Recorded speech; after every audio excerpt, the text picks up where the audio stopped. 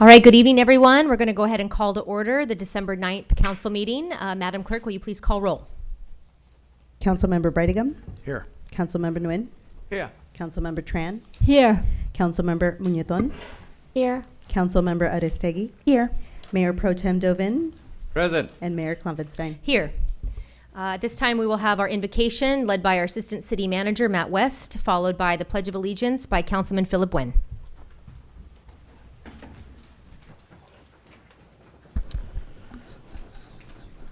Please prepare yourself according to your faith.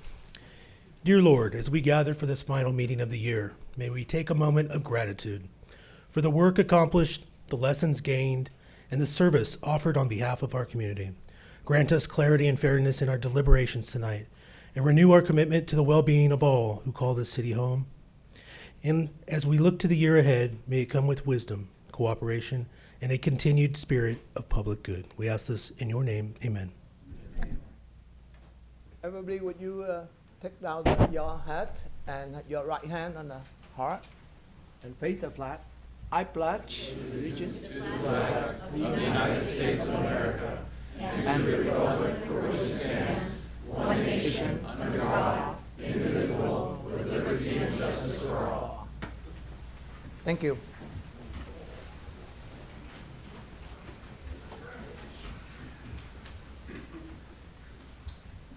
All right, that takes us to our presentations this evening. We have one, Our Pet at the Podium by Orange County Humane Society, showcasing their pet adoption program.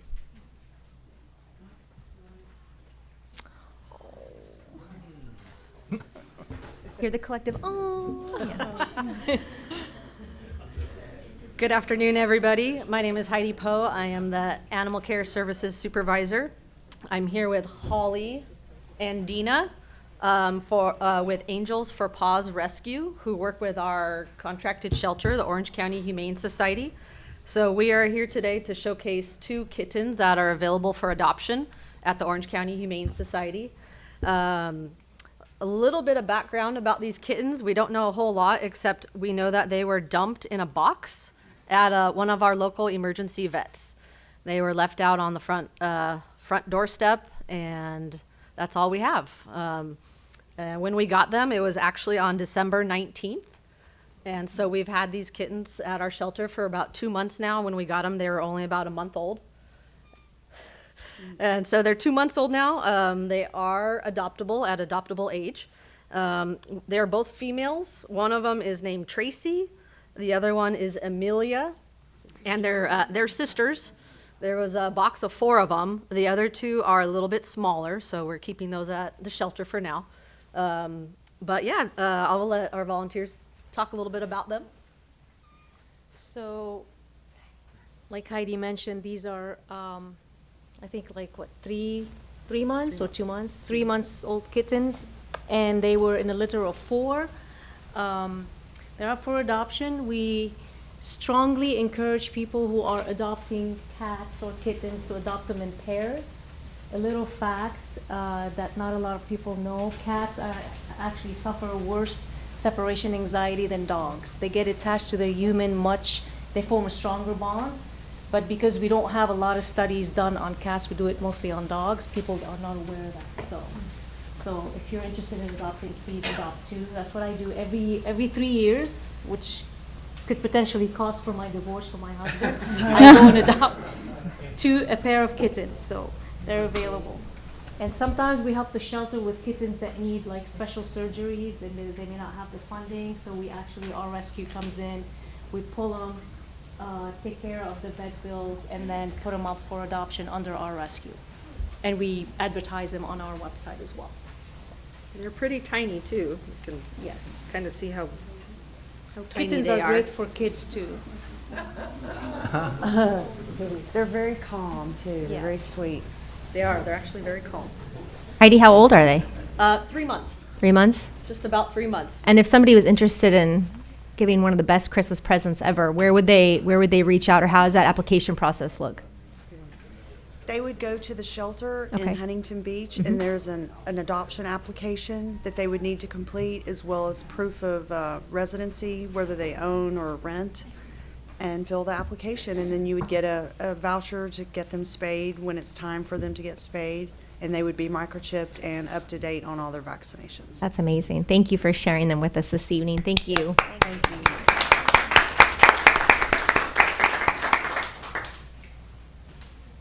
It's always a great opportunity to be able to see our little furry friends. Thank you again.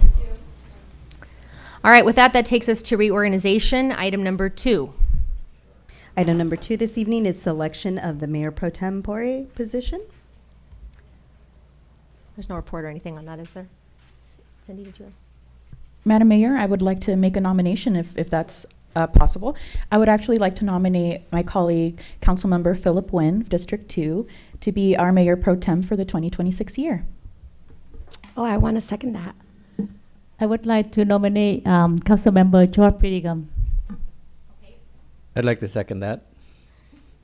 All right, so we need to take a vote on the first motion, and then we will entertain the substitute motion, correct? Yes.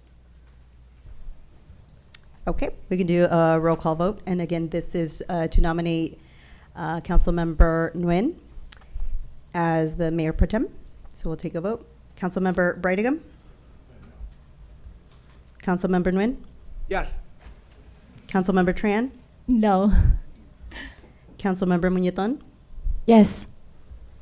Councilmember Aristegui? Yes. Councilmember Dovin? No. And Mayor Klumpenstein? No. Okay, motion fails with Councilmember Breitigam, Councilmember Tran, Councilmember Dovin, and Mayor Klumpenstein voting no. Okay, we will entertain the substitute motion at this time. Okay, substitute motion is to nominate Councilmember Breitigam for mayor pro tem. And Councilmember Muñetón? No. Councilmember or Mayor Pro Tem Dovin? Yes. Councilmember Tran? Yes. Mayor Klumpenstein? Yes. Councilmember Aristegui? No. Councilmember Nguyen? No. And Councilmember Breitigam? Yes. Motion carries. We have Mayor Pro Tem George Breitigam. Thank you very much. Congratulations. I thought I was mayor pro tem for life. But Too late to nominate myself again. Congratulations. Thank you. Councilmember Nguyen has 2 more years, so it'll be his turn next. okay, very good. With that will take us into oral communication. No, wait. Yes, oral communication. All right, we do have a handful of cards. We will start this evening with Steve Sanders.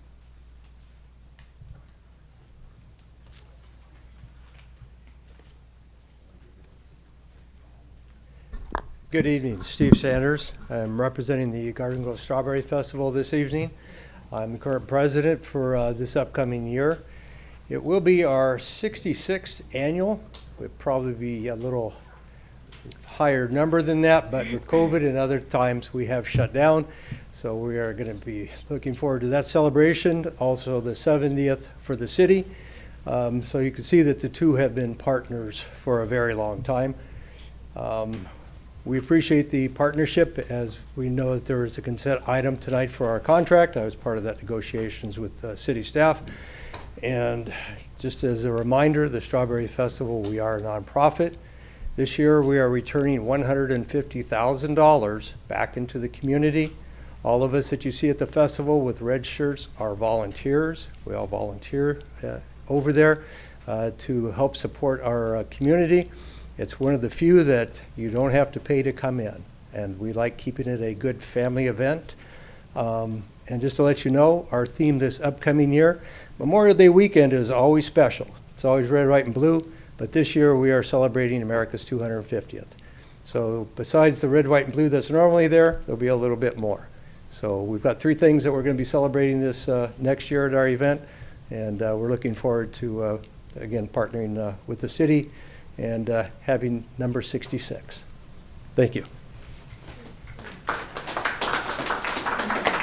Thank you. Andrew Gonzalez.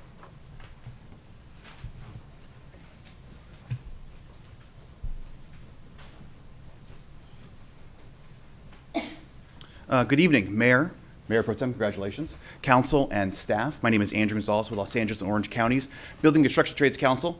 I am not as cute as a pair of kittens, but I will do my best this evening. I am here to speak in favor of consent item, our community workforce agreement, our successor agreement.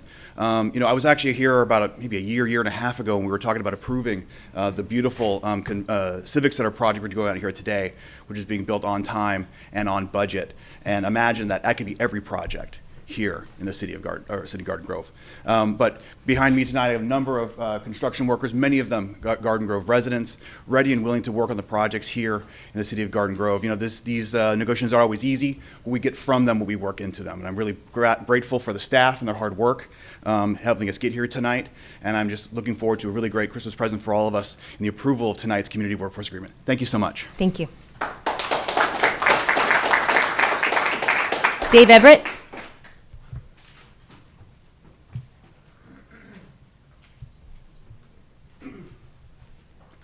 I appreciate it. My name is Dave Everett. I'm with the Western Electrical Contractors Association. I'm here to speak against the discriminatory project labor agreement. I guess you guys have renamed it a community workforce agreement, community benefits agreement.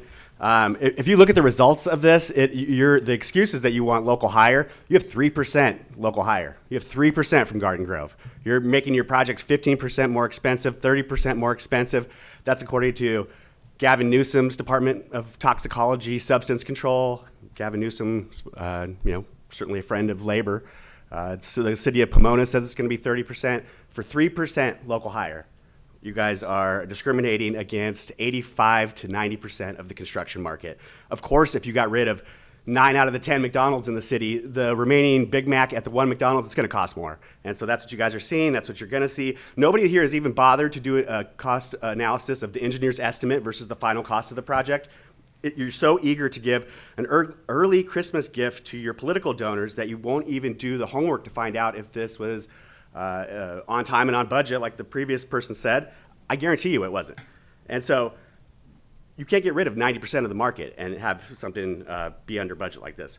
They also, you changed the name to try to hide the controversy that comes with these project labor agreements. Almost half the states in the United States have banned these discriminatory special interest deals for political donors. The San Diego Unified School District passed a project labor agreement, and now the staff should listen to this. They're firing 20% of their administrative staff, so heads up. The city of Los Angeles is in a similar situation, the city of San Diego as well, because they're all playing politics with taxpayer money, just like this city council is going to do. Wasting it on a special interest deal to give a sole source contract to their political donors. According to the chairman of the National Black Chamber of Commerce, PLAs discriminate against 98% of Black and Latino construction workers, which makes sense if 90% of construction workers are non-union. Saying that 98% of Black and Latino construction union or workers are non-union is not really that big of a jump of 8%. You say it's for local hire. You only have 3% local hire. I mean, what a ridiculous excuse to waste this money. You say it's for no strikes, but the Long Beach Airport had a PLA and they also had a strike. You want to pretend it's for quality of construction? There was a PLA at Riverside Community College and they had to shut down classes because they had mystery smells coming out of the heating and air conditioning units. So all these are just pretend reasons. All these goals are just pretend goals. The goal is 30%. They hit 3%. They didn't even get to anywhere near where they were supposed to get. The city of Harupa Valley has a goal of 65%. Why does Garden Grove only deserve a pretend goal of 30%? And then you only meet it with 3%? So there's no reason at all for this except to give a special interest deal to your political donors. And for 18 projects to only have 3% local hire from Garden Grove, pretending that the surrounding... So your time is up. Okay, thanks so much. Appreciate it. Philip Ho.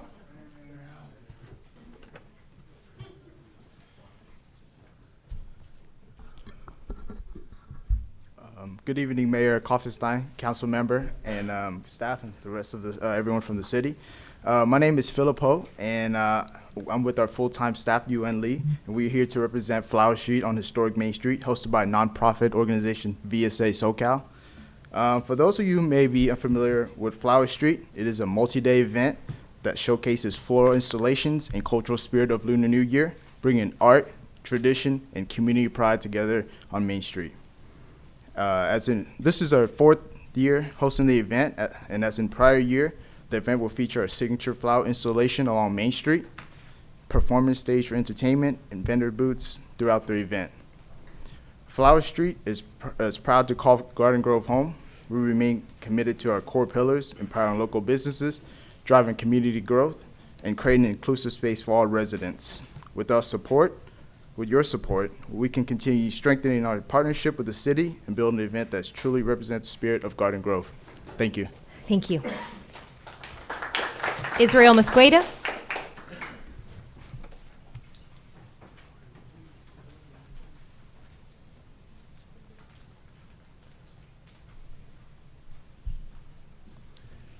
Good evening, council members. My name is Israel Mosqueda, and I'm representing the International Brotherhood of Electrical Workers, Local 441. I'm also a 14-year resident of Garden Grove. It was the fortunate opportunity I had to participate in a union apprenticeship that afforded me the ability to purchase a home in the area I worked in. Though I may not work with the tools any longer, I perform other jobs I find equally rewarding. I'm a board member for our apprenticeship, where I interview over 100 people a year for opportunities to learn a skilled trade with no tuition. The process is competitive. I see applicants who reside in Garden Grove, as well as surrounding cities and even counties. And more I'm seeing people with 4-year degrees. The ability to learn a trade is much more than getting a job. It's an investment into the people of the community.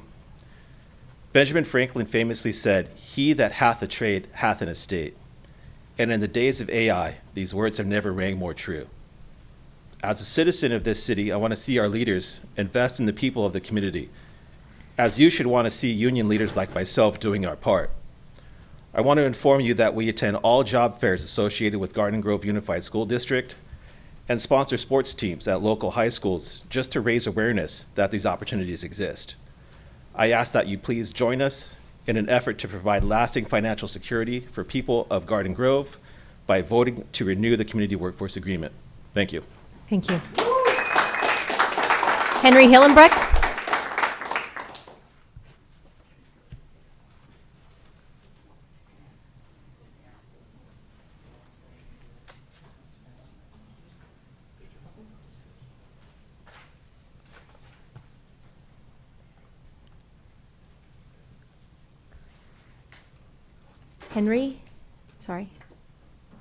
Henry Hillebrecht? Yeah. Sorry. That's okay. Yeah. Hi. Good evening, Council. Henry Hillebrecht. I represent over 1,000 members of Local 582, plumbers and steam fitters, and I just hope to ask that you guys extend the CWA. We have guys working right here. We want our guys to be able to work at home, close to home, so we don't have to be driving all the way out to, Riverside and Inland Empire. We got tons of guys that do that, and then they don't get to spend time with their families because they're trying to drive home. It'd be nice to have it, and it's worked out good. I just hope you guys can feel it to extend it for us. Appreciate that. Thank you. Thank you. Kyle Mason. Good evening, Mayor, Councilman.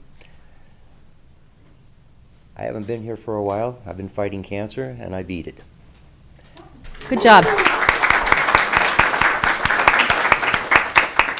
Now, unfortunately, you guys are going to have to listen to me for quite a while. We need help. We need to get that animal hospital closed or straightened out. They won't let their customers use the bathroom, so they're using my apartment building and the whole area for a bathroom. And the same thing along with the drainage ditch next to us. It's a freeway. Between Gilbert and Magnolia, it's unreal. I'm surprised you haven't pulled any more dead bodies out. There's a new store that opened up there on Walmart Way and Gilbert, and it's a game store. And it's got a lot of kids coming in there.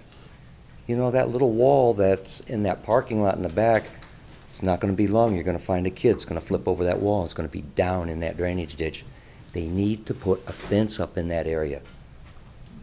But the number one thing I'm here for is basically the animal hospital.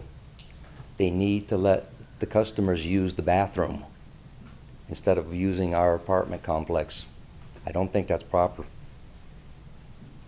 Anyway, Merry Christmas, you guys. Thank you. Merry Christmas. Thank you. Christine Lopez Edis.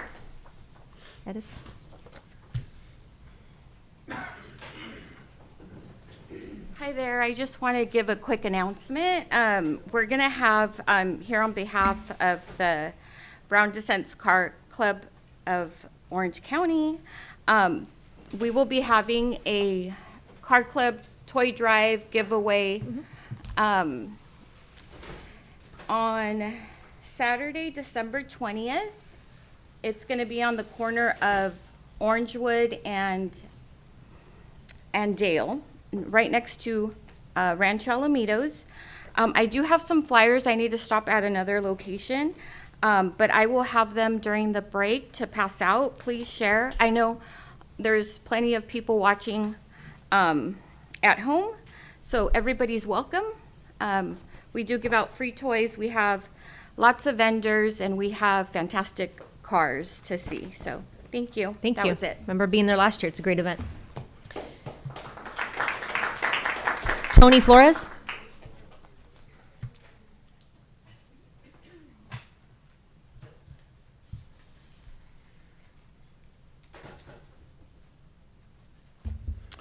Good evening, Mayor Pro Tem Bradigan, Mayor Pro Tem, former Mayor Pro Tem Dovin, Council and staff. I'm Tony Flores. Just want to talk briefly about a couple of things. The Planned Parenthood Christmas event, an email that I sent. Hopefully you folks have read it. Interesting. Let me read, because it has Planned Parenthood.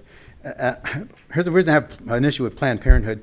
Here's 4 different envelopes to my house, voter fraud, 4 different people who don't live at my home from Planned Parenthood. So they use my home to basically BS the public with voting. These people don't live at my house. All of my address is on here. Been there almost 40 years, never met any of these folks.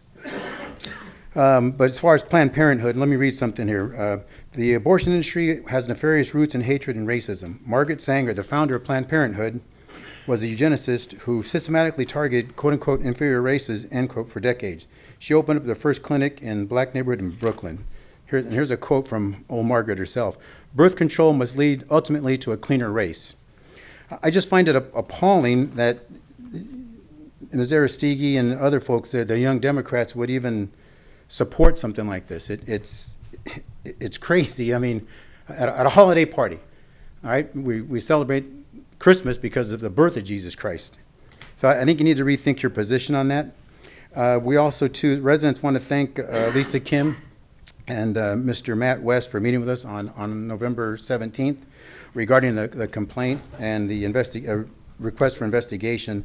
Now that we're violating 8314 of the government code, since we passed that anti-ICE resolution, we need to take action on that. Waiting for a response. Hopefully folks can get us to that pretty soon.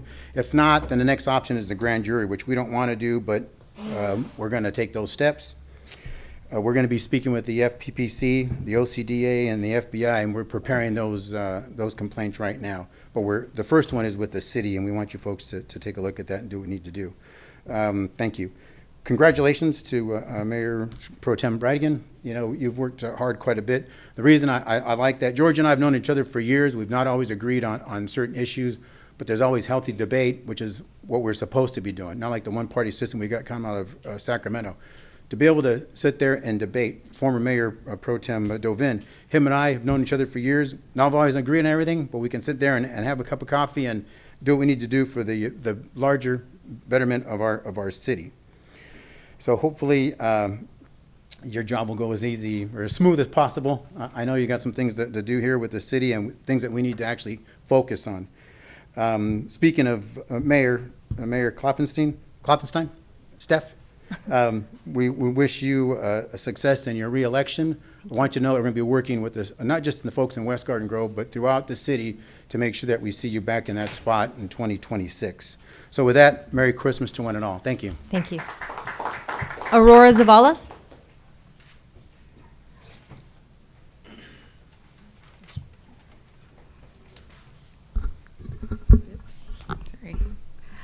Good evening, Mayor and City Council members. My name is Aurora Zavala. I'm a mom of 4 girls, 3 of whom attend King of Kings Christian Academy, a small private school here in Garden Grove. It's located down the street on Trask and New Hope. And I wanted to share with you this incredible local option for families. King of Kings serves students from preschool all the way through 8th grade and offers flexible preschool schedules, including half-day and full-day options, as well as all-day kindergarten, which has been a huge support for working parents like myself. What makes King of Kings so special isn't just the small, caring environment. It's also one of the most affordable private schools in Orange County. I think it's the most affordable private school in Orange County. And that's all thanks to the church that subsidizes the tuition to make it accessible for all families. We even have 2 families that live all the way in Riverside and make the drive every day because of how much they value the education and the community here, which speaks volumes about the impact of this school. Our students come from diverse cultural backgrounds, and the school embraces that. The kids sing in English, Spanish, and Vietnamese songs during chapel and school events, which is a beautiful reflection of our community and that we serve here in Garden Grove. My girls are thriving, and our alumni often return to share how often they are prepared when they get to high school, whether they go to public or private school. And I'd love to extend an invitation to all of you to come visit our campus and join us for upcoming events. King of Kings truly is a hidden treasure that we have here in Garden Grove, and we would love for local families to know about this wonderful option in their own city. If anyone is interested in more information or would like a tour, please call 714-530-2152 or look up King of Kings Christian Academy. And with that, thank you for your time and all you do for the Garden Grove community. Thank you. All right, that is all the pink cards I have this evening. Anyone else wishing to speak under oral communication before we move into written communication? All right, with that, we're going to move into written communication, item number 3. This evening for item number 3, we have consideration of a written request from the Vietnamese Sport Association of Southern California for temporary street closures to host the 4th annual Flower Street on Main Street on Friday, February 13th through Sunday, February 15th, 2026. And Community Services Deputy Director Janet Pelayo is here to provide that report. And members of the City Council. City staff received a written request on behalf of the Vietnamese Sport Association of Southern California, hereinafter referred to as Association, requesting approval of temporary closure of city streets for the 4th annual Flower Street on Main Street event, beginning on Friday, February 13 and going through Sunday, February 15, 2026, with operating hours each day from 9 a.m. to 10 p.m. For the past 3 years, the association has held the Flower Street on Main Street that has been a very successful 2-day event. The event has been hosted on historic Main Street between Garden Grove Boulevard and Acacia Parkway. Flower Street continues to be a meaningful community tradition, one that highlights Garden Grove's diversity, supports local businesses, and brings thousands of residents and families together each year. The event has featured signature flower structures and a stage with daily performances and entertainment. Additionally, this event meeting the City Council's priority to celebrate Garden Grove's cultural diversity. The association is a 501c3 organization that is in good standing with the IRS. In past years, the association has fulfilled event permit requirements that include insurance coverage, street closure approval from GGPD and Main Street merchants, and reimbursement for all direct costs to provide city support for this annual event. The proposed event route has been reviewed by the Garden Grove Police Department Traffic Division, who has agreed to provide staff support for the closure of city streets during the event. The proposed route will require the street closures on Main Street between Stamford Avenue and Acacia Parkway for all 3 days of the event. The street closure will be used to showcase the flower displays, as well as partial use of Village Green Park for a small performance stage and vendor booths that include food vendors, sponsors, and a flower marketplace. Approval of the proposed event will not result in a financial impact to the city, as the association will reimburse the city for all direct costs associated with police, public works, community services, and other staff support required for this event. It is recommended that the City Council consider approval of this written request from the Vietnamese Sport Association of Southern California. That concludes my staff report, and I'm available to answer any questions you may have. Thank you. Thank you very much. I can't see over there, but I see just the top of your head. Thank you very much. This is such a beautiful event that's hosted now. I think it's become a tradition over the weekend of Tet. I know thousands of people come and flood Main Street to see the flowers and enjoy the festivities. I enjoy attending as well. Colleagues, Madam any Mayor? questions, comments? Yes. Yeah, and this comes up, I echo those. It's a really wonderful event. But I am curious, I remember last time we brought it forward and we'd mentioned it, did this go in front of the Main Street Commission? Because I'd like to get their input on how it's going. It's not a legacy event, so it would be nice to hear what the businesses have to say via the Main Street Commission. And I was under the impression that it would go to them this year after last year's vote. Did it go to the Main Street Commission, or did they skip that step again this year? So we do have representatives here if they want to add to my answer, but as far as I know, that the DBA has been informed about the event. However, this upcoming year, the location of the event is moving. It's going to be in the footprint that was used for the Foods of Garden Grove Live event, which is between Acacia Parkway and Stanford Avenue. So the merchants will not be impacted by the street closure. We will be working with the businesses in that proximity of space to also work with them during the 3 days for the closure, but the merchants were not involved in terms of having to sign off since the street closure is not going to be on the street that they're all located on. So. Well, fair enough. Yeah. Sounds good, and Yeah. I'll move it. Mayor? Yeah. Yes, I yes, of should course. One second it second, too. yes. Yeah, for this event, last year was wonderful. I was one of the member and supported them most of my time. And so I think this is a wonderful, it draw a lot of attention from other residents, come to our city, and that also involve with business that people would love to come over. As I can see over this year, many business moving into our Garden Grove, probably because of that. So I would second it. Thank you. Yeah, I had a second, but kind of similar note, follow the new mayor pro tem. So last year, I got the input from the business around there relate to, they were not able to do business. And this year, I did talk to the organization early on, and I was very happy to see that they moved toward the park. And so that's one of the reasons why I raised my hand earlier relate to this. So thank you to the organization for bringing it to Garden Grove City, because every year for the Vietnamese community during the Lunar New Year, all the cities celebrate that. They have, and in the past we have something like that too, but I really hope that it becomes something that we have every single year, and it's going to be bigger and better for our city. And of course, the group has to work with the downtown Main Street to have that vetted. But having the new plan this year, I did talk to the group prior, 7 months ago, and even today relate to the topic, and very happy to see this.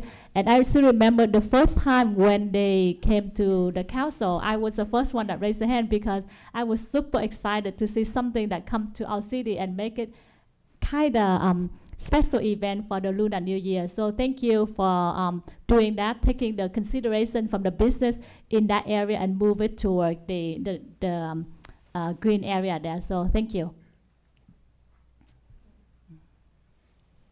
Yes, I'm no longer MPT, but I will still provide a healthy dose of skepticism.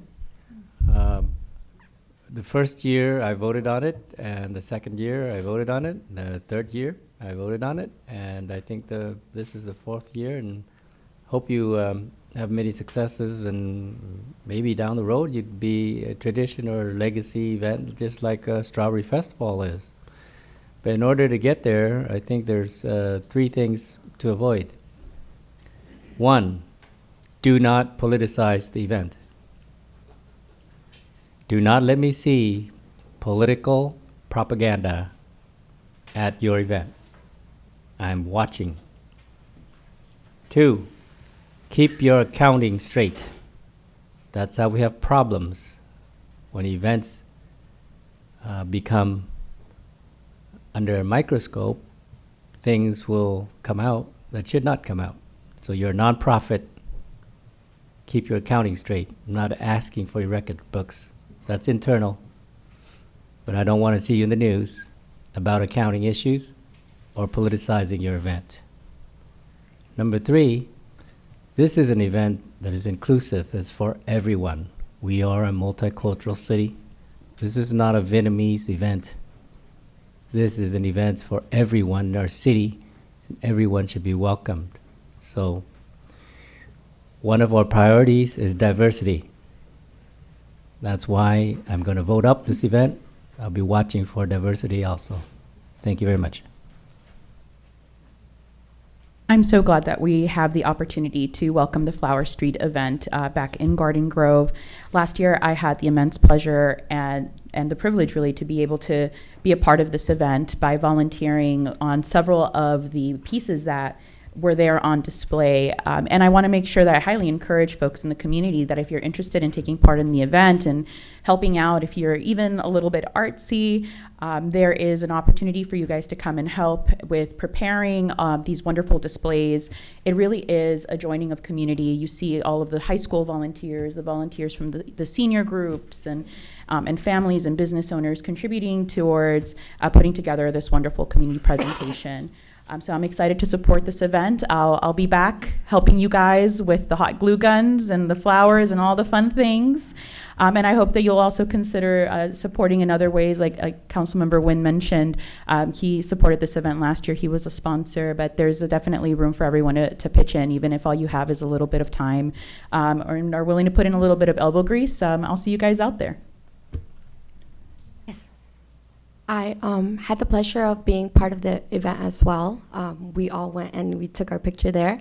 I think what I really enjoyed is the community coming out and taking pride in taking some pictures with their family, and even calling other family members. And you know, that's what our community is about. It's about a family oriented. It's about, you know, bringing the community together, and I can't wait to witness it come to true again this year. So thank you. All right, with that, we have a motion and a second. Call for the vote.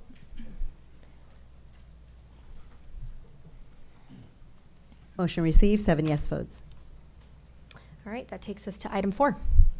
Item number 4 is consideration of a written request from the Sister City Association of Garden Grove for co-sponsorship of the 2026 Strawberry Stomp 5K on Saturday, May 23rd, 2026. And Deputy Director Janet Pelayo will provide that report. Good evening again, Mayor and members of the City Council. Staff received a written request from the Sister City Association of Garden Grove for co-sponsorship of the 2026 Strawberry Stomp 5K. The event will be held on Saturday, May 23rd, 2026 on historic Main Street prior to the Garden Grove Strawberry Festival Parade. In addition to the parade route on Euclid Street and Chapman Avenue, the 5K will require partial closure of historic Main Street and Acacia Parkway from 6 a.m. to 10 a.m. The association is expecting approximately 1,000 participants for next year's event. The group is a local nonprofit organization that is in good standing with the IRS and has been serving the Garden Grove community since 1989. The association is dedicated to furthering the knowledge and understanding between Garden Grove and its sister city, Anyang, South Korea, while providing Garden Grove students a unique opportunity each year to travel abroad. The association also hosts youth from Anyang, South Korea as part of the student exchange program. All proceeds from this fundraising event will go directly toward the organization's 2027 student exchange program that will be sending Garden Grove students overseas and hosting the incoming exchange students from Anyang, South Korea. The cost to provide police and public works support, including additional street closure hours for this event, has been estimated to be approximately $15,000. This cost is calculated based on the 2 additional hours that are added to the existing street closure plans for the annual Strawberry Festival Parade and street closure safety measures set up along the route. The additional costs will be absorbed within the current department budgets Therefore, no additional appropriation is needed to co-sponsor the 2026 Strawberry Stomp 5K. It is recommended that the City Council consider the request from the Sister City Association of Garden Grove for co-sponsorship of approximately $15,000 for the 2026 Strawberry Stomp 5K that will be held on Saturday, May 23rd, 2026. That concludes my staff report. We do have representatives here from the association available to answer questions, and I can also answer questions. Thank you. Thank you very much for the report. Colleagues, questions, comments, a motion? I'll move it. I second it. I have a comment too. So I talked about this several times already. For past event, I got to volunteer doing a lot of things around meeting, people. And the one thing that still stood out for me at that moment is that the amazing support from our staff and our police.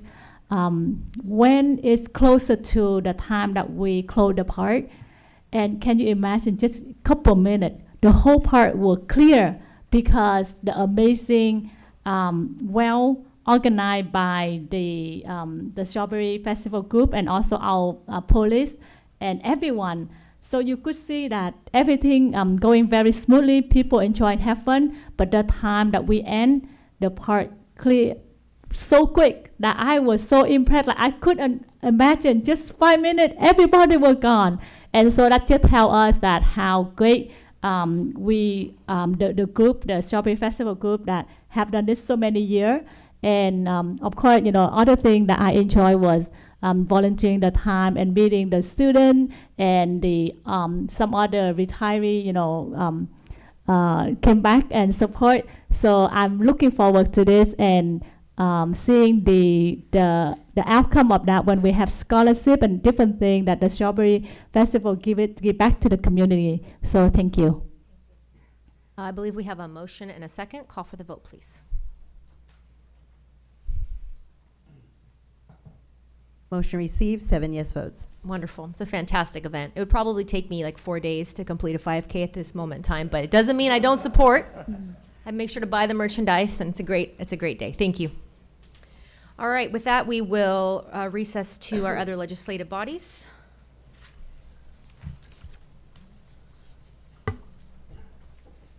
We're moving to successor first. Okay, please call roll. Member Breitigam? Here. Member Nguyen? Here. Member Tran? Here. Member Dovin? Present. Member Adestegui? Here. Vice Chair Muñetón? Here. And Chair Klopfenstein. Here. All right, we've conducted oral communication. That moves us on to the reorganization. We will be selecting a chair and vice chair. Currently, I am the chair, and Yesenia Muñetón is the vice chair. I would motion to keep it the same just for continuity's sake. If I could get a motion. I can say. Second, okay. Call for the vote, please.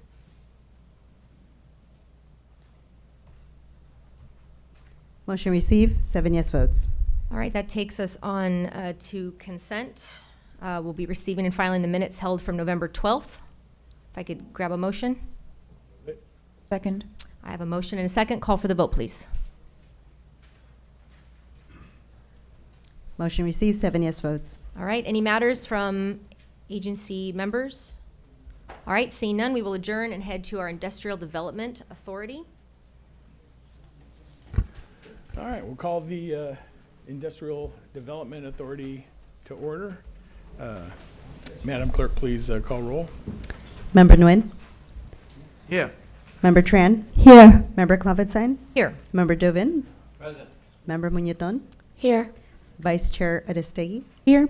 And Chair Breitigam. Here.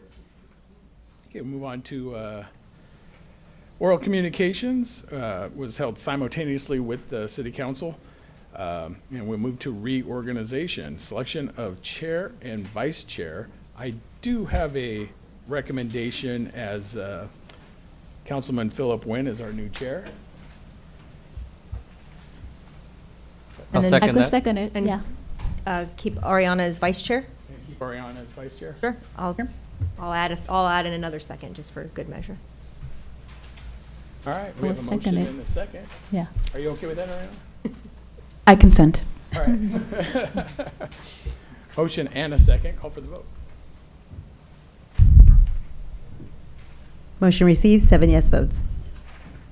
Madam Chair, or Mr. Chair. Thanks. We're on number 2. Read it. For the consent item, number 2, receive and file the annual report for the Industrial Development Authority. And this action item will be requested. I'll move consent. Okay, I'll second.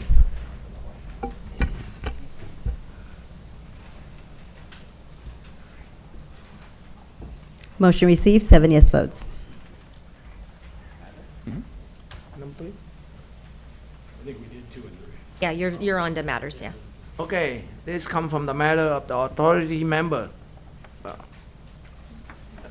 Anybody have a member any?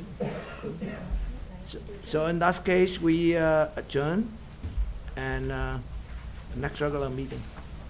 Thank you. Scheduled at Tuesday. All right, with that, we'll head back to City Council. And that takes us on to our consent calendar. This can be acted on simultaneously unless someone would like to pull an item. I'll entertain a motion or. Balance? Second. I have a motion and a second. Call for the vote.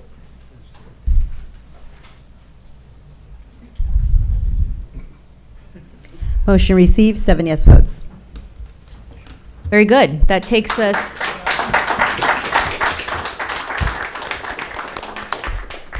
All right, that takes us into items for consideration, number 18.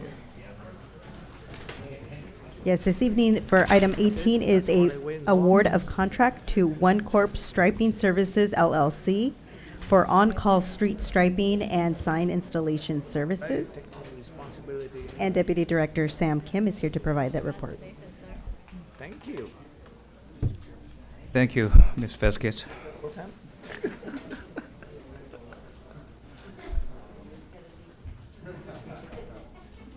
Yeah, I want more responsibility, so now I got it.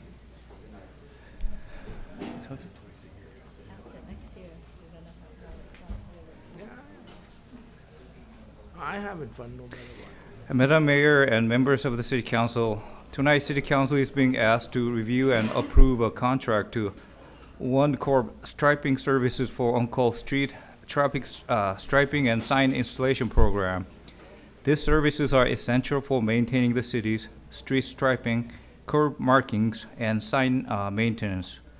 The city's residential streets are divided into 4 zones, with the 2 zones restriped every other year using this service. Services also include addressing resident requests for signage and striping.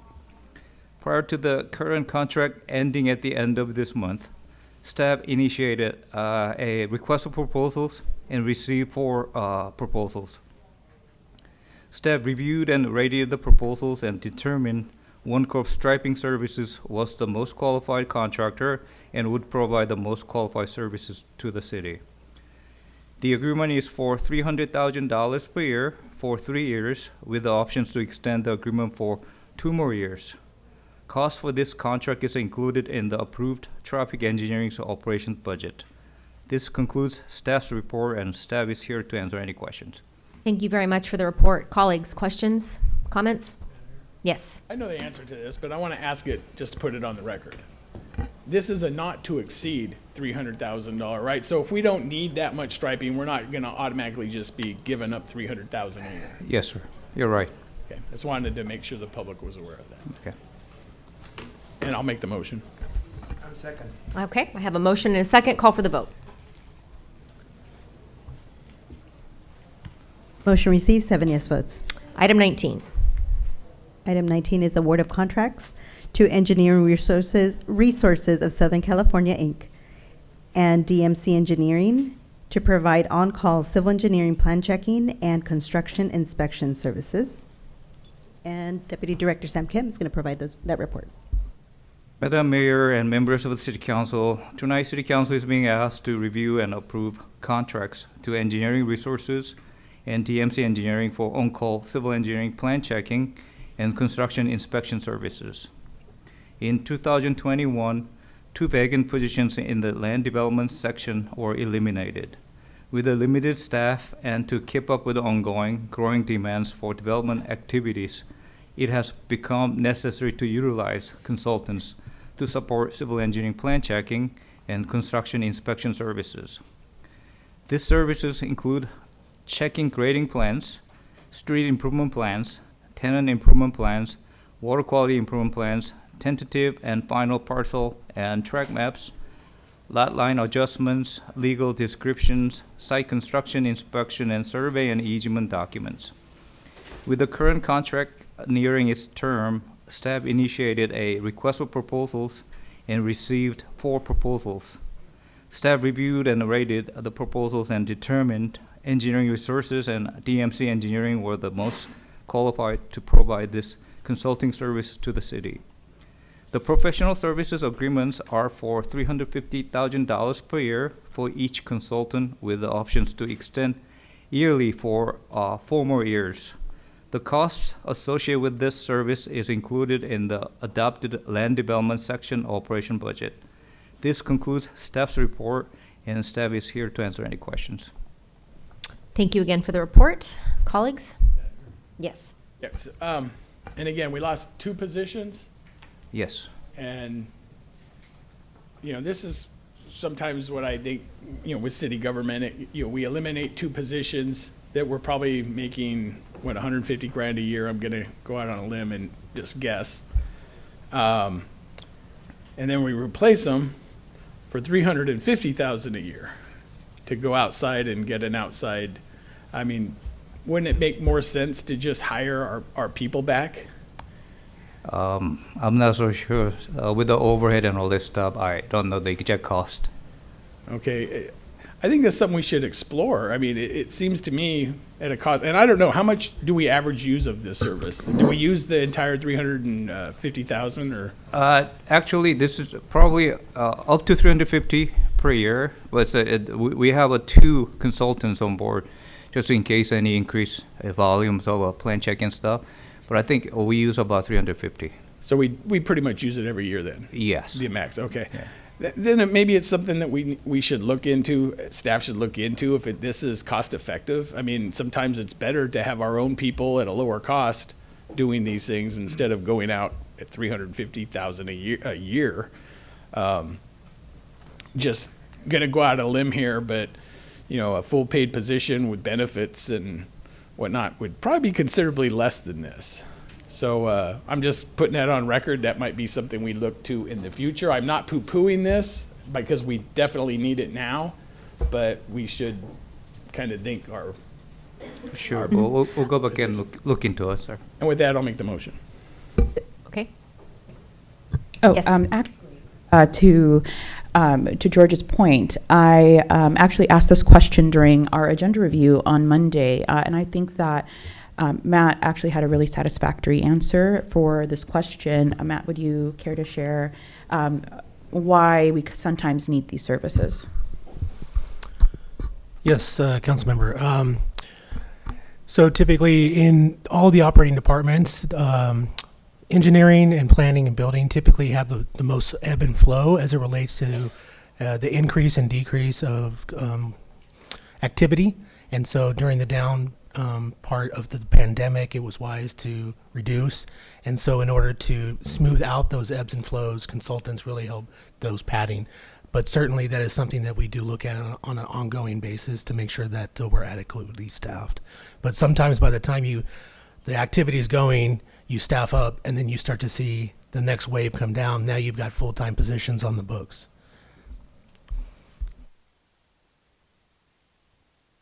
Thank you, Matt. Is that a second? Thank you, Ariana. That is a second. Okay. We have a motion and a second. Call for the vote, please. Motion received, 7 yes votes. Item 20. Item 20 is award of contracts to Lear Upfitters, Airway Communications, comlining for Police Department Vehicle Upfitting Services. And Deputy Director Sam Kim is going to provide the report. Madam Mayor and members of City Council, tonight City Council is being asked to review and approve contracts to Lear Upfitters, Airwave Communications, and Comline Incorporated for Police Department Vehicle Upfitting Services. The Public Works Department utilizes only one vendor at a time for police department vehicle upfitting to keep the work consistent from vehicle to vehicle. The use of one vendor at a time has caused longer lead times.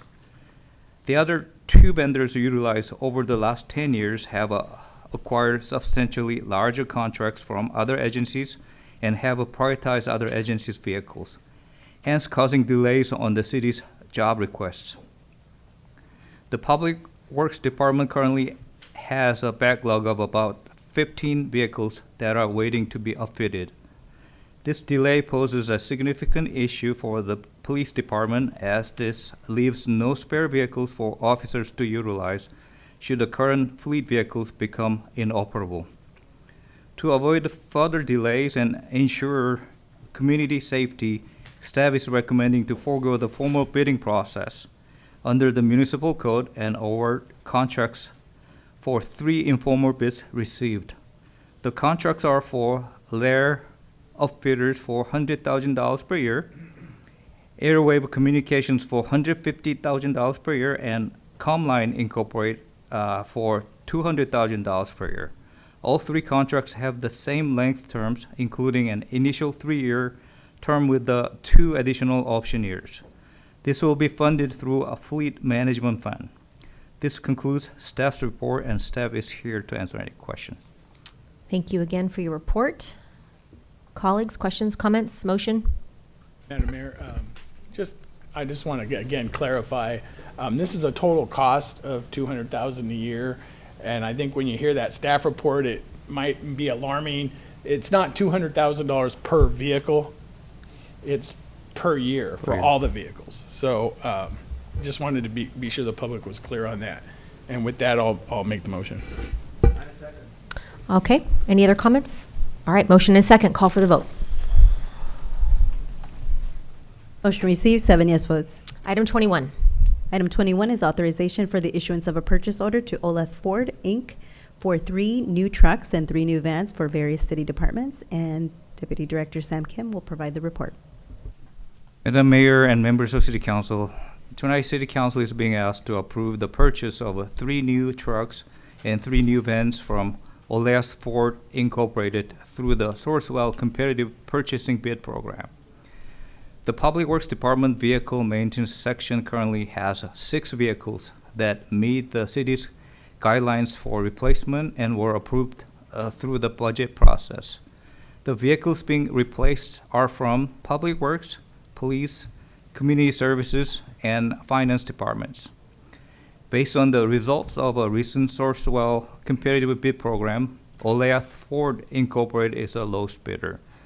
The total cost to purchase these vehicles from Oleath Ford Inc. is $434,122.41.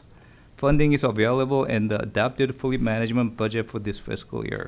This concludes staff's report, and staff is here to answer any questions. They're not giving these things away for free, that's for sure. Comments, questions, colleagues? Again. One second. We had another hand here. Go ahead, Philip. I'll start you.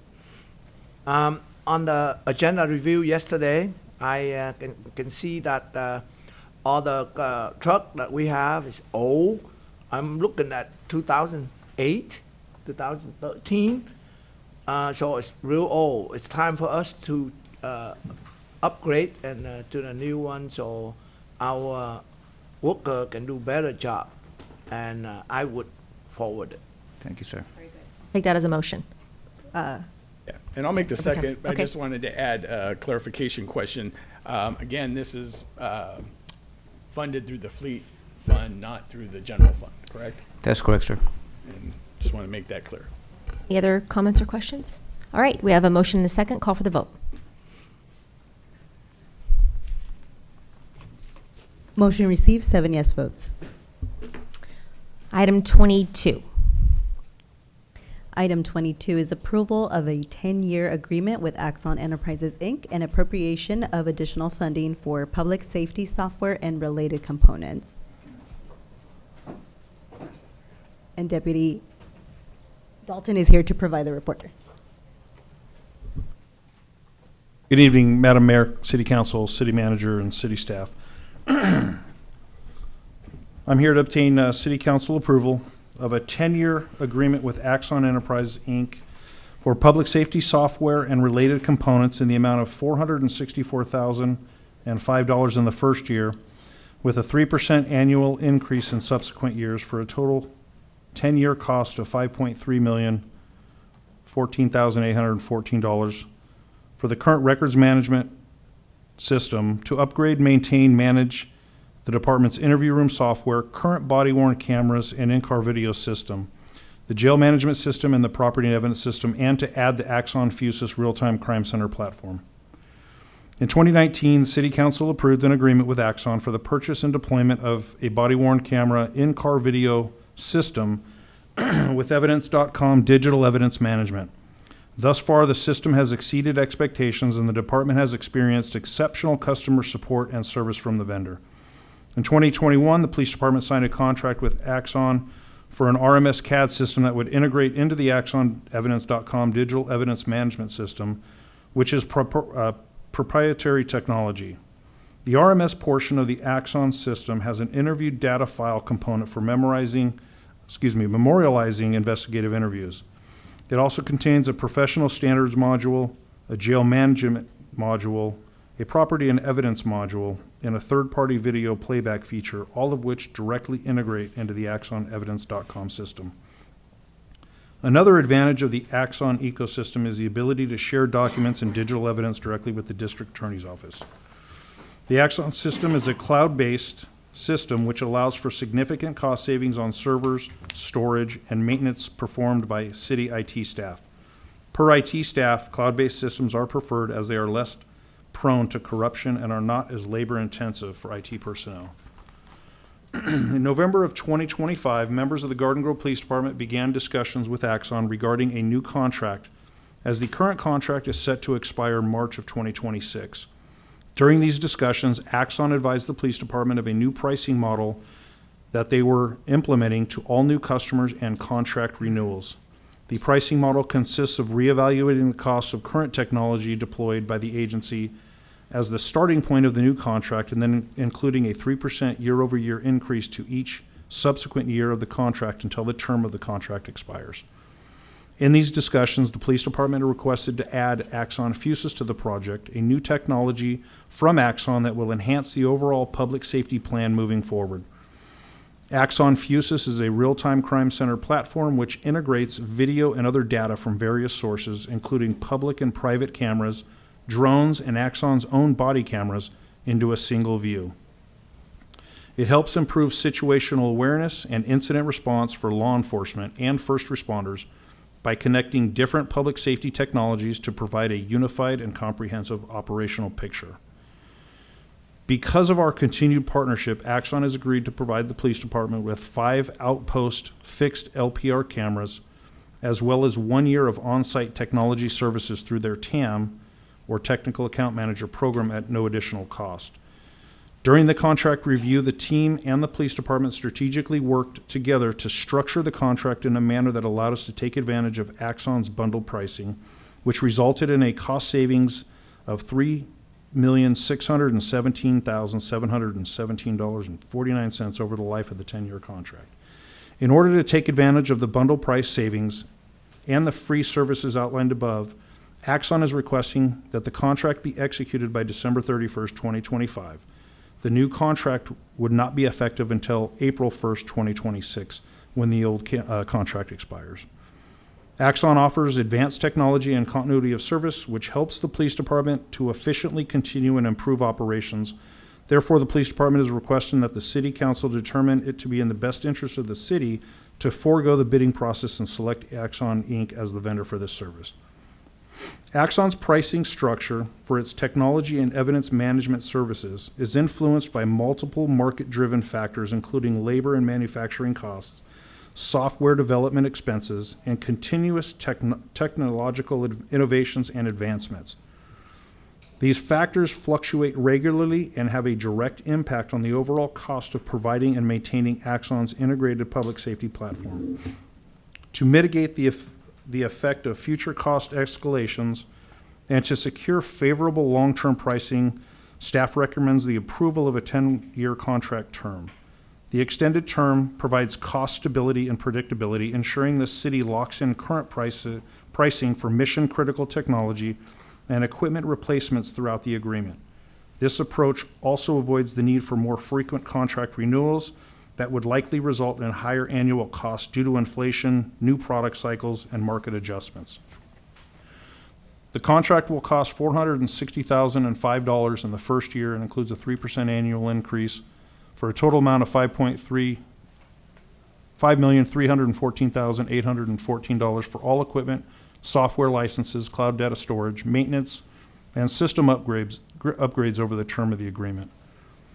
The Axon Fusus Real-Time Crime Center platform, along with the enhancements to the existing services, equipment, and software, will add $300,000 per year to the current Axon contract.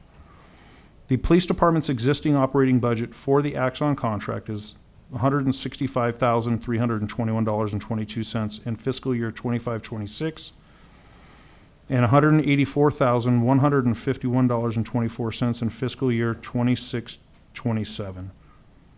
To approve this amended contract, an additional appropriation of $300,000 will be required for each of these fiscal years. The additional funding for 25-26 and 26-27 will be provided through SLEF funds, identified as Fund 205. The ongoing annual additional funding needs will be incorporated into the future budget planning and may impact the general fund if alternative funding sources are not identified. It is recommended that the City Council authorize the request to dispense of the bidding process in the best interest of the city pursuant to the municipal code, approve the amendment in the amount of $5,314,814 to the Axon Master Services and Purchasing Agreement to extend the term for 10 years, and approve additional allocation and appropriation in the amount of $300,000 for fiscal year 25-26 and 26-27 in Fund 205, and authorize the city manager or designee to execute the agreement and make minor modifications as appropriate. Myself, as well as representatives from Axon, are present for any questions. Thank you, Chief Alfaro and Deputy Chief Dalton. Thank you for the robust and very thorough presentation on this and report. Colleagues? Yes, Councilwoman. In all the items that we reviewed today, this one actually stood out for me just because we're gonna, lock in for the $5 million or so. But after review the detail, especially this is a sole source, so we really have no other choice. And also because of going to the detail report, see the mission critical, the thing that they're gonna give, the upgrade, and also the cost saving that we're gonna have. And so, for me, when we make a decision on this one, we trust the IT and the police department did a good review and have that negotiation, try to get the best that we could get for our money. But thank you for that detail, so that way we know, okay, why are we making this decision? And so, like I said, we really have no other choice. This is so sorry. And so just make sure, we look into that, and whatever else, like we said that the city manager would be able to have that minor, change as needed. But thank you for that detailed report. Thank you. Sure. Yeah, the old adage, you get what you pay for. And I can remember being a young councilman sitting on this dais, and the PD came to us with this video system that they wanted us to approve. And I knew it was garbage. I knew it, but it was cheap. And I think I was the only no vote on that. I'm like, and I'm so glad you went with Axon finally. And I know we got caught holding the bag with that because it didn't work. The batteries didn't last. It was hard to share it. You couldn't, it was just one problem after another. And I knew it going into it, but it was cheap. And that's what you get when you try to, cut corners and save a nickel. Axon, the quality is beyond belief. It's pretty much the universal software in law enforcement and in the court system, and the DA's office. Sharing these things is very easy to do. The software just integrates amongst all these entities, making it very, very convenient. Yeah, it's expensive. Our community passed Measure O, and the vast majority of that money is supposed to go to public safety. So I don't think there'll be any problem funding it in the future, because we still have Measure O on the books and we're still generating revenue for that. So I think Axon is, and I don't have any stock in Axon. I did, as a police officer with Los Angeles Police Department, we used Axon and they were very good. The batteries last your whole shift. You don't have to keep plugging them in.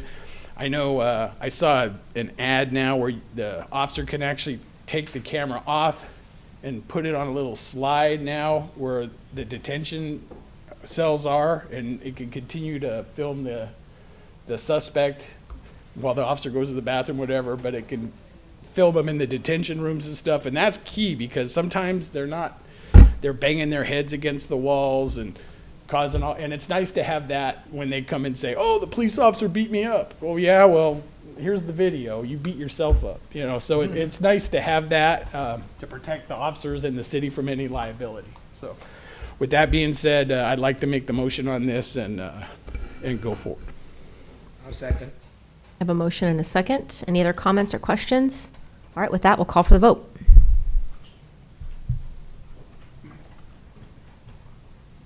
Motion received, 7 yes votes.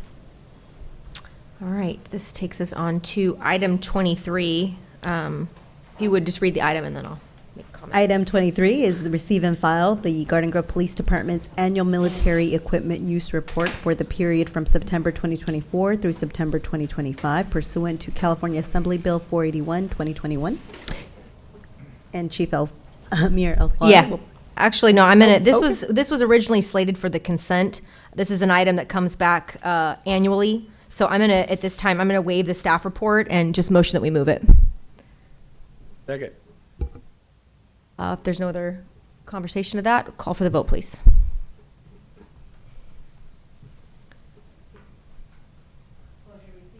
Motion received, 7 yes votes. Thank you. Thank you, Chief. All right, that takes us on to matters, and we will start with our Mayor Pro Tem, George Bridingham. Thank you very much. Well, first, I wore my Santa Claus tie. Ho, ho, ho. Get to dust it off once a year if I need to or not. Some people will say, leave it in the closet. My wife doesn't care for it, but anyway. I just want to wish everybody a Merry Christmas and a Happy New Year, because we will not be back together until next year. That's true. So, Merry Christmas, and I hope everybody has a great time with family, and I hope it's a great season for everybody. One of the public speakers brought up the public bathroom usage at the veterinarian clinic there across from the women's club. I think we should maybe send code enforcement to look into that, because I do believe there's laws that if you have a business, you have to have restrooms available to your customers.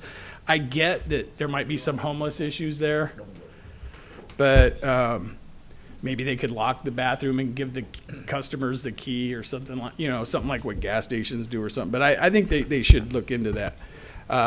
There's going to be a Christmas toy drive every year, the big one. Actually, two of them. The Brown Descents, they do a great one every year. I've been able to make the last 8 of theirs, and they're really good. And that was talked about earlier. But also, Kiwanis Club of Garden Grove, and they've actually incorporated a lot of the other service clubs this year. So you got the Lions, the Rotary, the Women's Club. I think the Moose Club is involved. Anyway, they're all getting together to make this a huge toy drive this year. So Friday night, this Friday, at the car show here on Main Street, the Kiwanis and the other service clubs will be there. If you have a toy or a game or something you'd like to contribute, please do so. The nice thing about this is all those stay local. All those are donated, go to the local boys and girls in our community that would otherwise not have such a joyous Christmas. And so we want to really make sure we get out there. And I hope to see all you guys out there. I'm actually going to have to make a trip to Fresno tomorrow, and I probably won't be able to make it this year. But I hope you folks can make it out there and bring a gift and put it in the bucket. So, and Santa will be there, by the way. So, you know, bring the kids. And that's about all I have. Thank you. Councilman? Yes, at first I congratulate Mayor Pro Tem Bradigan. And also, I would like to thanks to nominate me for the Industrial Development Chair, and make sure I will continue live on your legacy.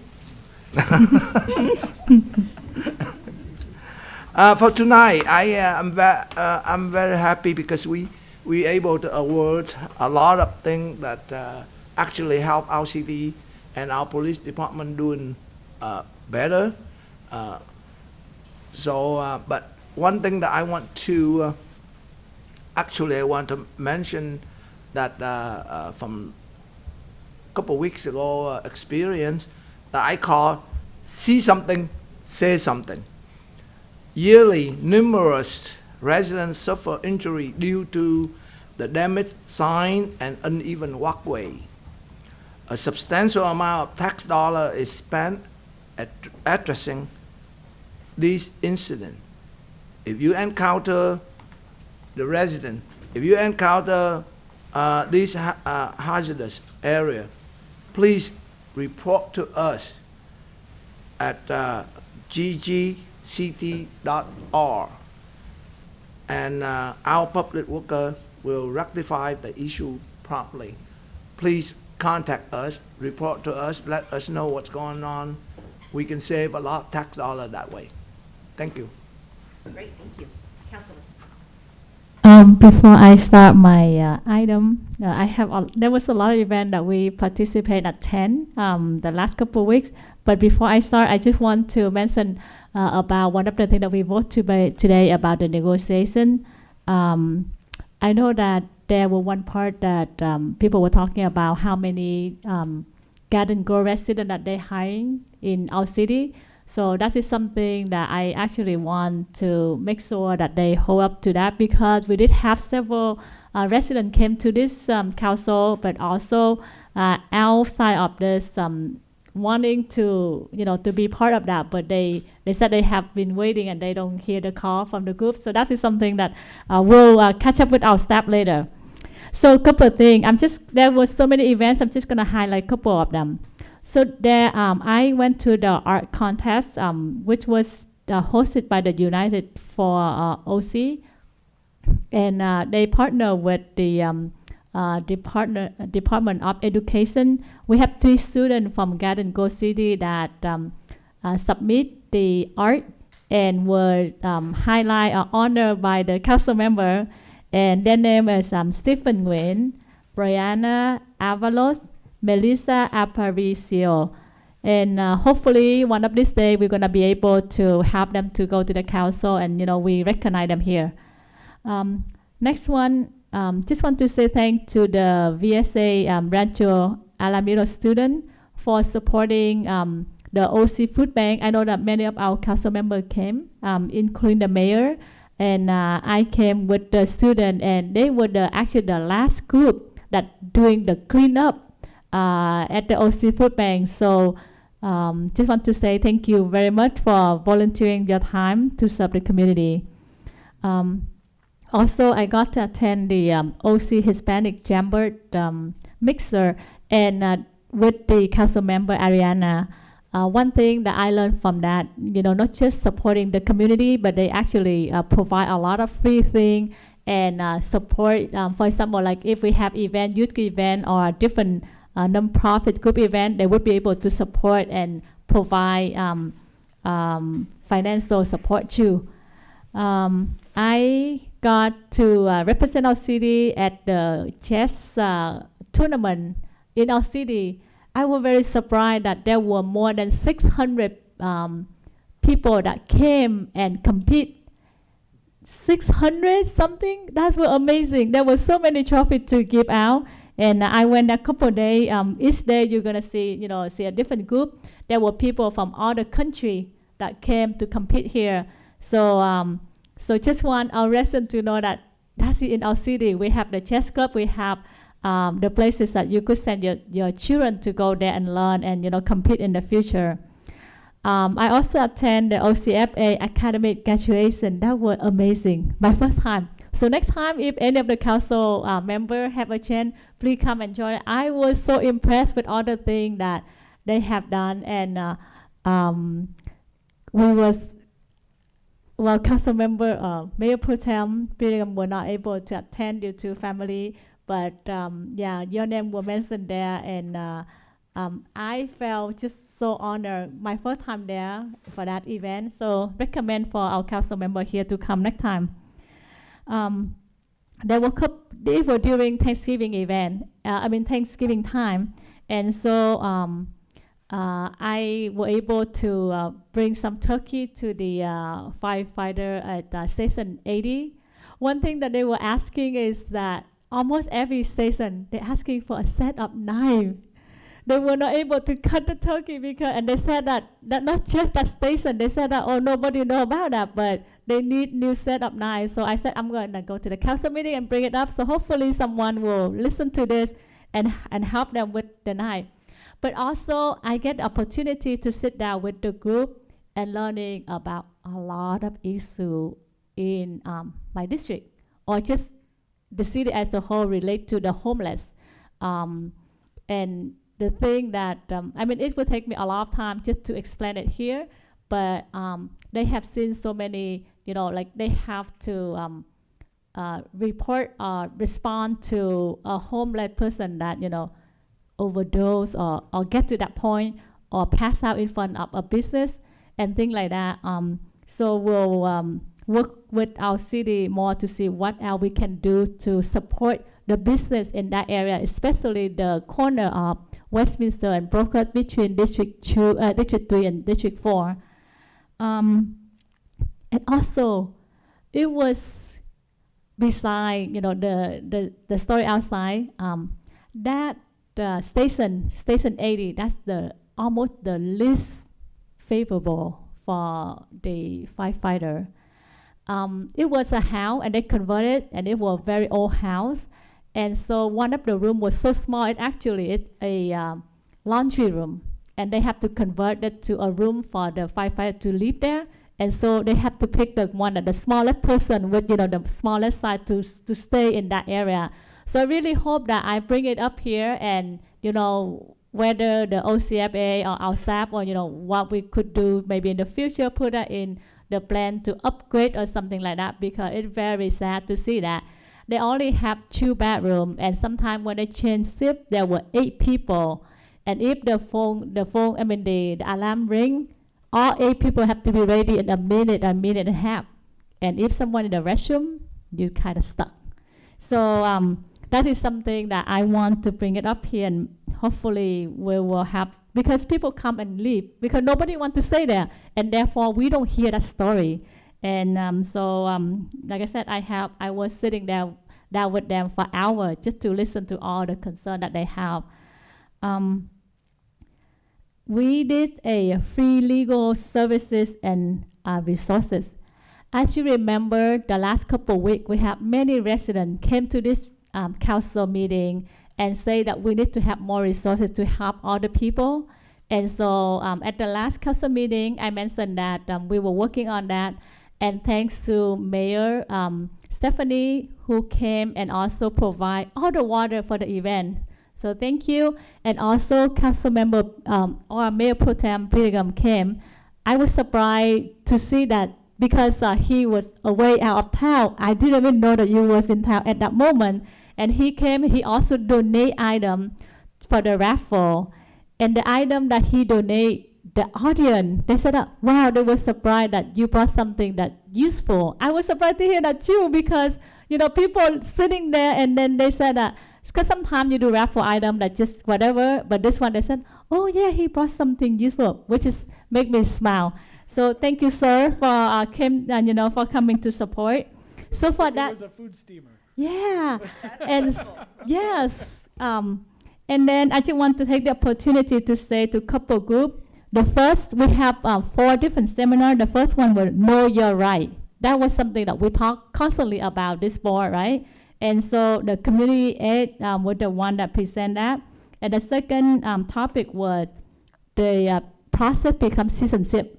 And that is something that, people concerned, with the ICE issue, right? And that was with the Catholic Charity. And then the next one was landlord and tenant law. So by A.J. SoCal.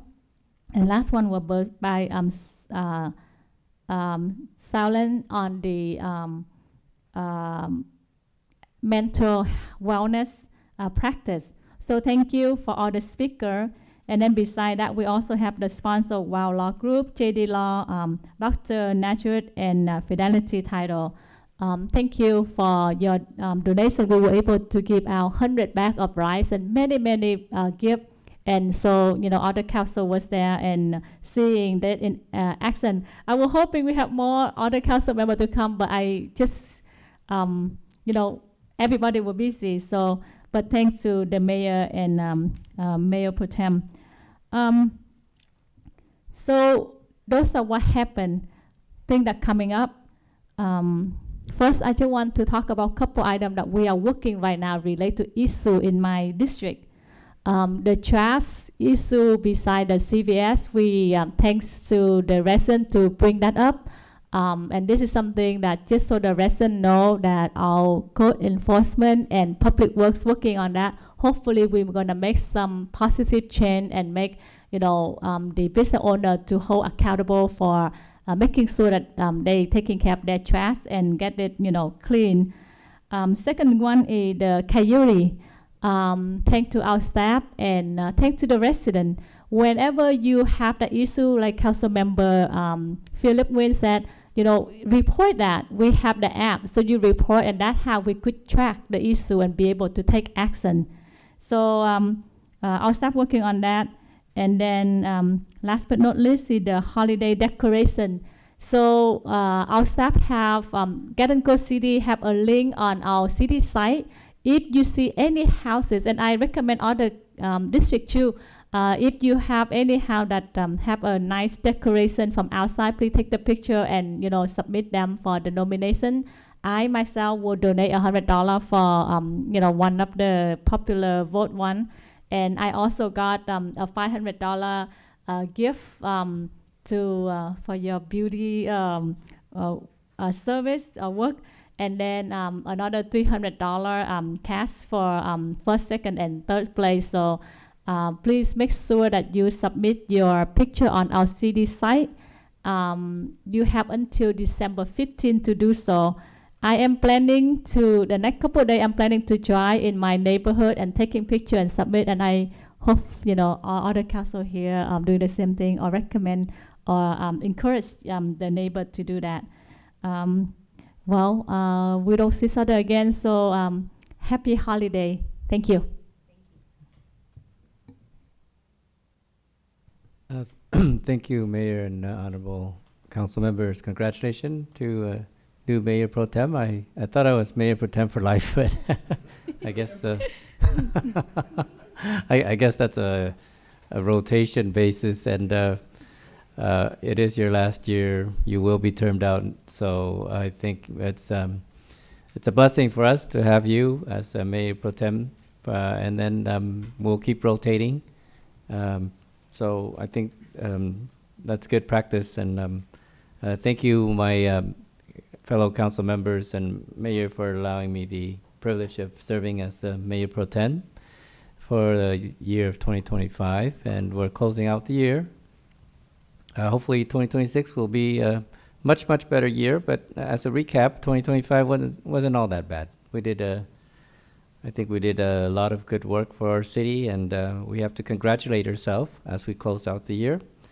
Especially, we just voted on the community action, community workforce agreement. I think that's a very important piece of legislation, and congratulations to everybody who worked hard on that, the leadership of the unions and the tradesmen and people who showed up tonight. And I probably would have been good that they would have spoken to the agreement, but they had very strong supporters, and I'd like to thank Assembly Member Philip Chen of the 59th District, who sent in a letter in support. Thank you, Assembly Member Philip Chen. Thank you to Assembly Member Trita for sending a letter in support of our community workforce agreement. It's very valuable and important for us to get your input. And also Congressman from the 45th District, Derek Tran. He also wrote a very strong letter in support, and we thank him for his leadership. And I hope all three of our leaders who I mentioned tonight will come and speak to us in 2026, especially our Congressman. We've looking forward to your re-election. So Congressman Derek Tran, look forward to your support in and around Garden Grove for many projects, as you have in the past. We look to you to help us with the resources from the federal government. And we do feel that sometimes it's very tenuous with the federal government right now. I thank you, all of the people who showed up week after week, month after month, in support of a resolution that we passed. And I want to update that we do have an information resource hub coming. I've asked for it by the end of the year, and at the highest executive level of our staff, we have appointed Sean Park, Assistant City Manager, to work actively, proactively on that project, and we will be having something to show for it by the next meeting in the new year. Well, we should have the website or web page up with vetted links to resources for people to access. So that's good news to round out the year. And lastly, I'd like to congratulate ourselves for everybody who served, I think, with distinction. We've heard it twice tonight that sometimes we don't always agree. We don't have to always agree. We can vote differently and still support each other. So I appreciate all my colleagues, and especially Mayor, rounding out your term, and good luck in your re-election, and everybody else who's running for re-election. Maybe me, maybe not, but it's going to be a very interesting year, 2026, and hopefully we'll have a lot more events, including the Flower Street coming back. It's going to be their 4th year, and they've done a great job the past 3 years, and they've made us proud, and there's no reason why we can't get behind them this year in 2026. But let's include everybody. We're all about diversity. We're all about inclusivity, and we will hold people accountable, and we appreciate the transparency. Come speak to us, and let's have more events in and around Garden Grove in 2026. Thank you, and happy holidays, Merry Christmas, Happy New Year, and see you in the next year. Hopefully we'll have a lot of events around that, Lunar New Year, Chinese New Year, Vietnamese New Year, however you want to call it. It is for everybody. Good night.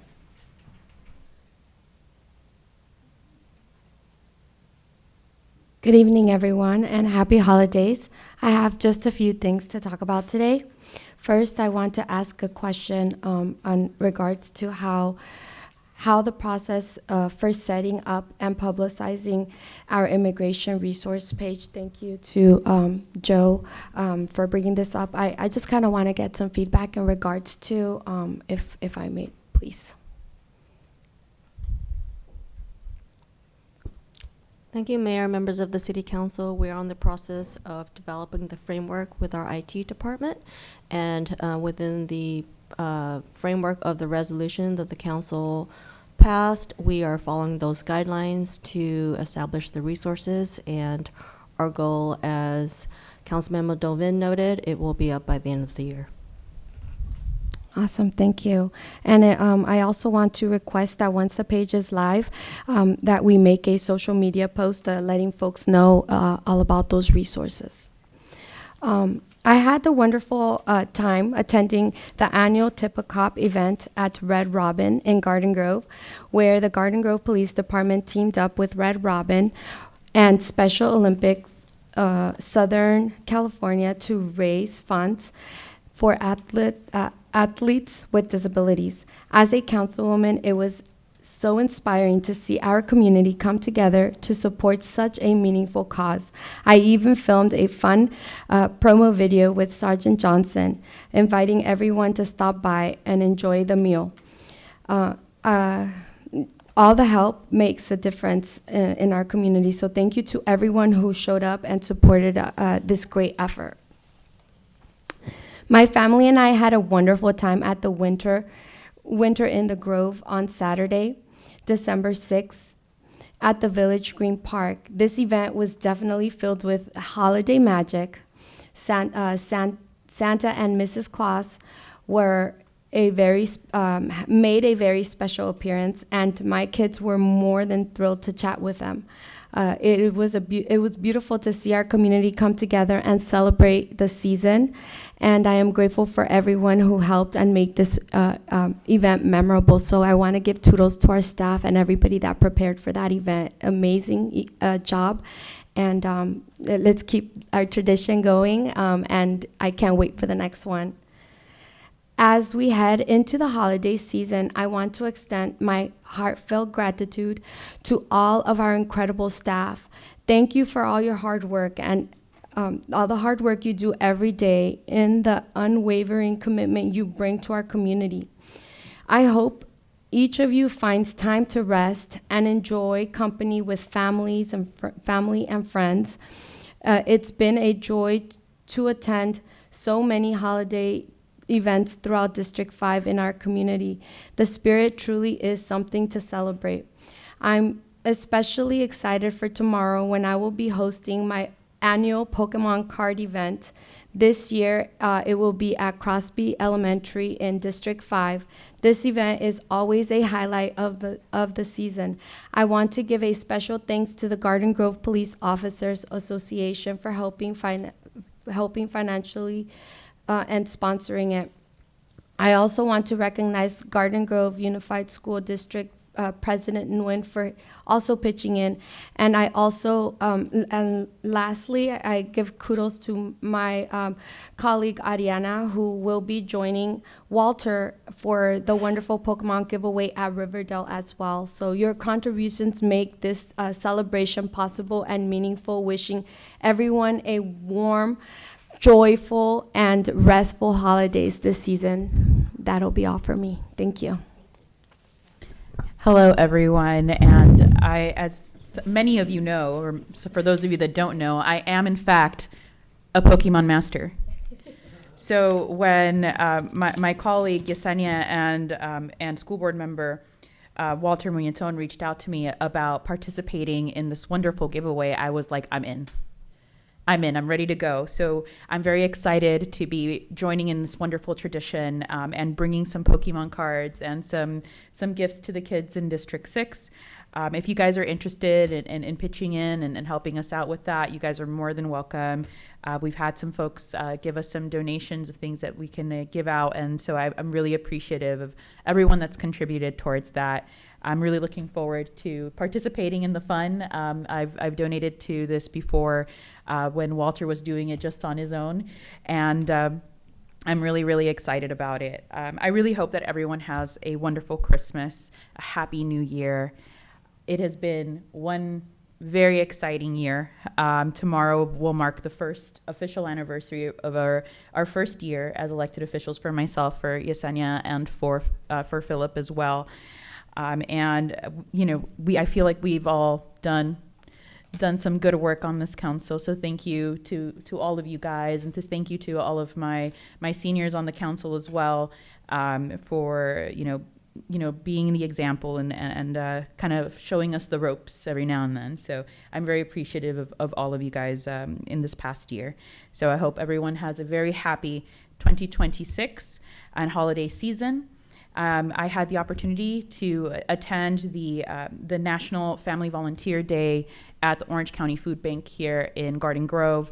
I was there for the first 2 shifts in the morning. Sadly, I missed Cindy, but I was there in the morning with the mayor, and then in the middle of the day.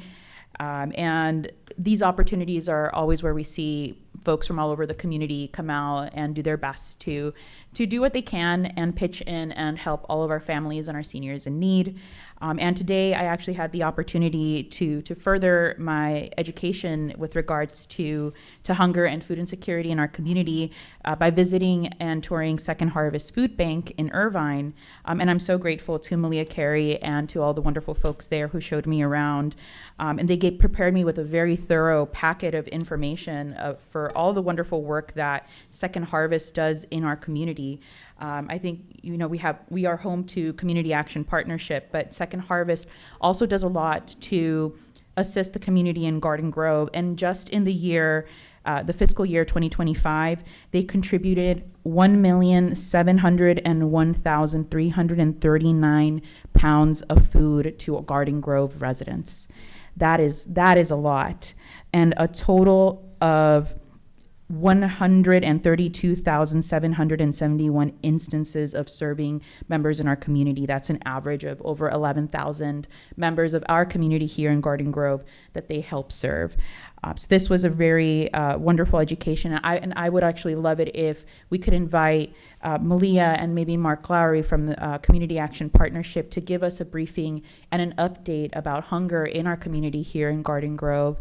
And if we could possibly invite them to do a presentation here with us early next year, maybe in February, I would appreciate that so that we can all get access to this information, because I think us knowing, how our community is being impacted is just something that's going to help further strengthen our own tool set and our perspective here as we make decisions on the council. So I will be continuing these conversations with our city staff and hope that they can come and give us a more thorough presentation, because I was very impressed by the entire organization, and not just what they do in Garden Grove, but how they operate regionally in our county, our state, and even intra-state within the country, with other networks of food banks in the entire United States. So I really want to make sure that I also thank them for all the work that they do, because they're helping out with snacks at Boys and Girls Club and at our family resource centers. They provide these quick stop groceries within some of our local communities where folks can get fresh produce. And of course, they help support many of our local community organizations like the Korean American Seniors Association, the Islamic Society of Orange County, and many houses of worship and faith in the Christian denomination as well, such as St. Columban and St. Olaf, just to name a few. The list of who they impact is very, very long. That's just like the tip of the iceberg. So I know between Second Harvest and Community Action Partnership, they're both doing so much for our community. With that, I wish all of you guys a Merry, Merry Christmas and a Happy New Year. Thank you, colleagues. About a year ago, several of us were being sworn in for our respective terms as mayor and council members. It's unbelievable how fast the year has gone by, but we have been very busy. We've accomplished some great works. We have some wonderful things that are still in the pipeline to see through in 2026. I know how honored I am to sit in this chair. I don't take it lightly. I'm extremely humbled to be the mayor of Garden Grove. I want to thank staff for their just incredible time, attention, the level of work, the scope at which they deal with the issues of this city day in and day out. The brain trust at City Hall is unbelievable, and we are so fortunate to have a city run at this level. And obviously, Lisa Kim, as city manager, you're an incredible component of that. Our chief, Emir Afara, just an incredible team from top to bottom. I couldn't be more proud. And as mayor, I get to be at City Hall quite a bit. I get to be in these high-level meetings, and I really get to see staff work day in and day out. And I couldn't be more impressed, and I'm very grateful. And to the residents, we appreciate your support. There are so many wonderful things going on in the community, and there are a lot of things to work on too, and we just want you to know that we're here for you and we're working hard for you day in and day out. I want to wish the community a very happy holidays and Merry Christmas, and we will see you in the new year. City Manager? Thank you. Thank you, Madam Mayor, members of the City Council. As always, thank you for your leadership and guidance. And, we have accomplished a lot this year. I have taken notes of all the follow-up items that we will continue to work on. And, I do want to acknowledge Ursula Luna Reynosa. She was instrumental in advancing the community workforce agreement that the council took action on this evening.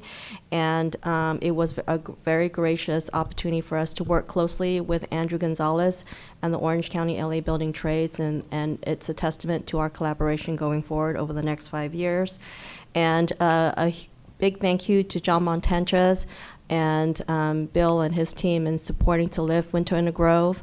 We had snow, we had dancers, we had Santa, we had lots of hot cocoa, and a great way to close out the year. And thank you very much for all your continued support.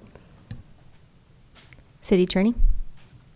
Nothing from me. Merry Christmas, Happy New Year, Happy Hanukkah, Happy Holidays. Thank you. Thank you so much. With that, we stand adjourned.